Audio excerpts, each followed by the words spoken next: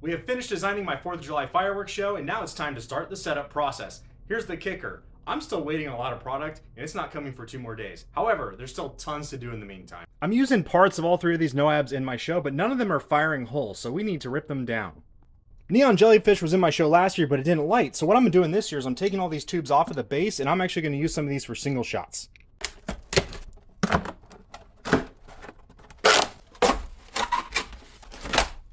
So if you're going to use all these shots in your show, you could totally just individually match each hit and leave them on the board. So these ones here, I'm only going to use 2 of the 9, so I'm going to remove them from the cake. First thing I'm going to do is remove the fuse between all of these shots, so we can just pull this out.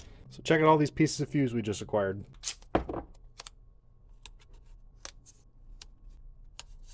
So I just pulled hard enough, and you'll see that's the composite base, and the plug is still intact, so that's perfect. So I might just put a piece of tape over that or something. I just got a splinter.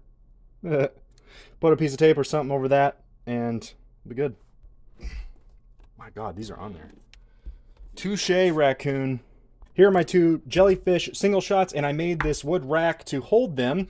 It's large enough that they can slide right in. You'll see the holes punched for electric match. I'll put tape back over that, but this fits nice and snug. That can still fit 60mm single shots, but I designed it large enough specifically to fit NOAB shots as well. So both Uncle Sam from Raccoon and Mother of All Bombs from Window are Nishiki effects, Nishiki Komoro with some type of color pistol or something with it. So these are all going to be used in the finale. I just want to have high effects, long lasting, thrown over the top of my last couple Comet and Mine chases.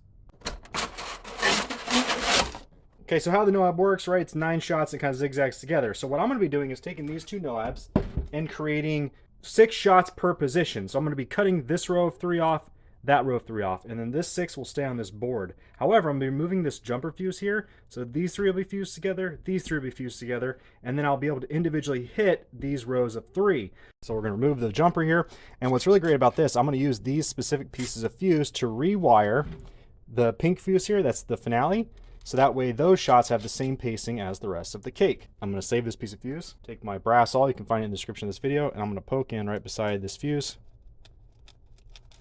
And now I'm going to put a small piece of tape over that hole, and that's where my matches are going to go when I'm on site.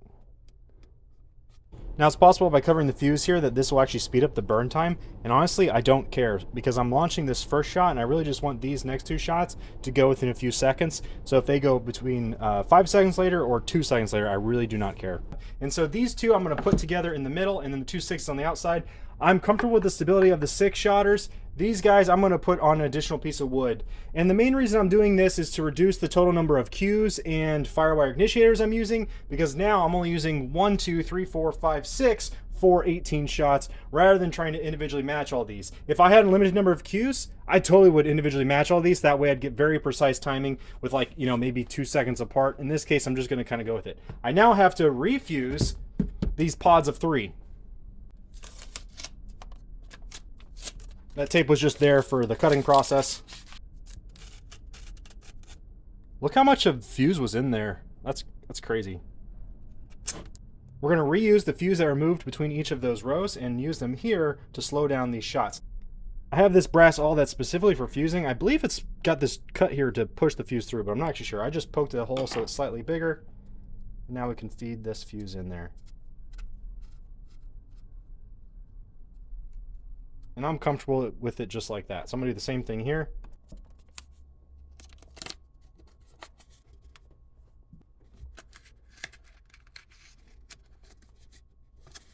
So we're saving our NOAB fuse because these are specifically cut lengths and fuse times. I can use those in future projects. I like to save all my fuse, so this is just miscellaneous pieces I pulled from matching cakes as well as shell fuse. So we know the burn time on these type of fuses, and I use this for various projects. Because of how rare fuse was recently, it's never bad to keep this stuff in case you need it, especially for those projects that, you know, are those off video projects. Another fun fact, the bags are from igniters. So I'm really excited this year because I'm using over 180 single shot comets and mines. That's over triple what I used last year. You can see I've already started to lay them out, and what I'm doing is basically looking at my product totals. For example, color changing comet, I need 4. I have 4 there, cross off my list that I have them. These are going to get labeled and set aside. Then I need to go through my Raccoon and my Pyro Eagle single shots. So here I have 2 cases of 25 single shots. These are from Pyro Eagle. I picked these up at PGI last year when I wasn't sure how the pro line scene would look like this year. silver strobe mine and red strobe brocade tail. I could find a video of this one from Lynch Imports. I couldn't find a video of this one, so I'm going to take this one outside. I just want to verify that it truly is a silver strobe mine. Beautiful. I've started putting my labels on, and I've thought about putting them on top so that way I could read the cue and the channel from the top. However, I also need to know the angle, so I'm going to put it right here like I normally do and see how it goes. The black label here means that these are firing together at the same cue.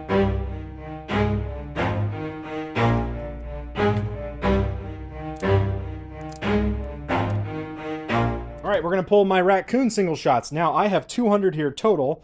My show, I'm only using 67. So let's start with the brocade crown to blue. I need 18 of this pack of 50. You know what's great about that is that I have 32 of these brocade crown to blue mines, which are beautiful mines, left over for a jump start on next year. Next up, I need 14 silver tiger tails. They are in this box here. The silver tiger tail, you'll hear the song that these are firing. There's a reference to the tiger. You'll see. All right, last two boxes here. I need 8 gold glittering willow tails. I just realized something unfortunate. I had 7 dragon egg mines in my show. So instead of having 25 dragon egg mines, I actually have these red tipped silver strobing tails, which I did not use any of those in my show. The spot that I had those 7 dragon egg mines is not critical that they have to be there. It just added to the end of the first song. So I'm just going to cross those off. I really don't like making last minute edits. If I find something comparable to put in there, I might, but I really needed 7 of them to make it worth my while. So the last thing I need is 20 brocade crown mines, which should be in here.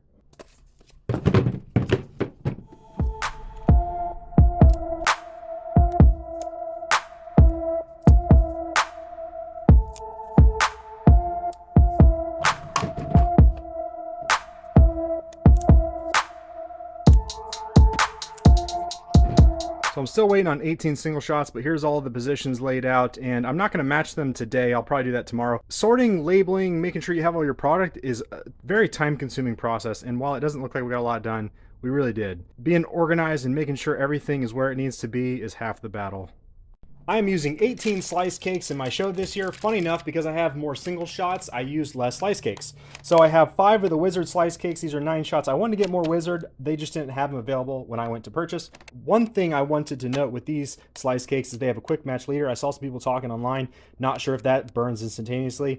The burn rate of quick match is so damn quick that the naked eye is not going to pick up a difference of a few inches versus a direct port into the side of the slice cake. So what I'm going to do is put my initiator here, except for I'm going to move it to the side so that way it's not in the way of these shots. So the wire will be coming out down here somewhere. And then I have a bunch of Raccoon options. This one here, red, white, and blue. Beautiful wave pattern. I'm going to light it from the outside so it kind of does a wave versus the inside port. This one has inside-outside port time rain with green strobe mine. That one I'm going to light from the inside. So that way it goes inside out. And these ones only have the option to light from the outside. So in years past, I would stake my slice cakes down. This year I bought these slice cake holders. So you can put up to 10 in here, including various sizes. And then you'll see these channels here. This board runs along that channel. And you can push it all the way against your slice cakes, and then you turn the star knobs to make it tight. And then basically this can be an entire position of slice cakes that now I can just pick this up and put it out in the field. And that way I don't have to worry about staking it down. So it allows me to prep this in advance and saves me on-site time by having these already pre-attached together. I actually picked up 7 of these because the price from Pyro Boom was cheaper than me having to worry about spending time and money on building them. Because I'm using the slice cake holders, I'm going to put my labels on top of the effects. That way when they're all in their pods, I can see them from the top. This came up online, so I wanted to talk about it here. So my initiators were produced in May of last year.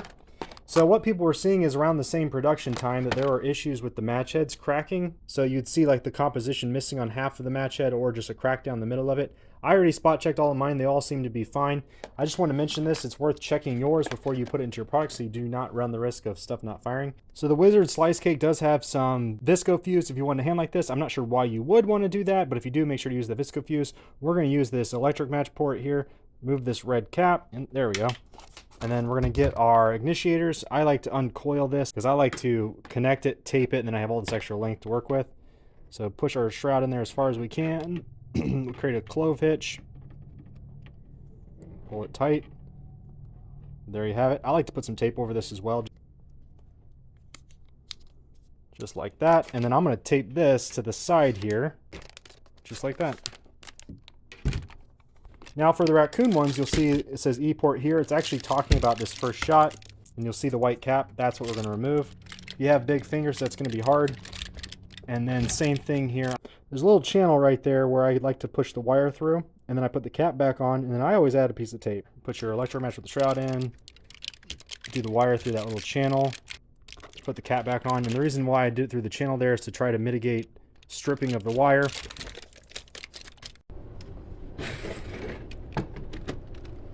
If you find this video entertaining, please leave a like and consider subscribing so you do not miss future content.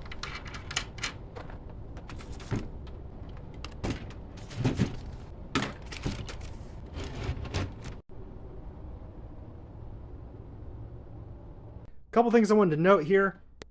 This base is large enough to hold the slice cakes in their entirety. There are other ones that have slightly smaller bases, but the reason I'm mentioning this is that means all of the slice cakes have a solid base to set on. And you'll see I put them in order of queue number on the side here, except for the smaller guy. I put the smaller guy in the back every single time. We're going to call it quits for today. We finished our slice cakes. They're all ready to go. All of our single shots that I have on hand are labeled, ready to be racked. I'm going to start doing that tomorrow.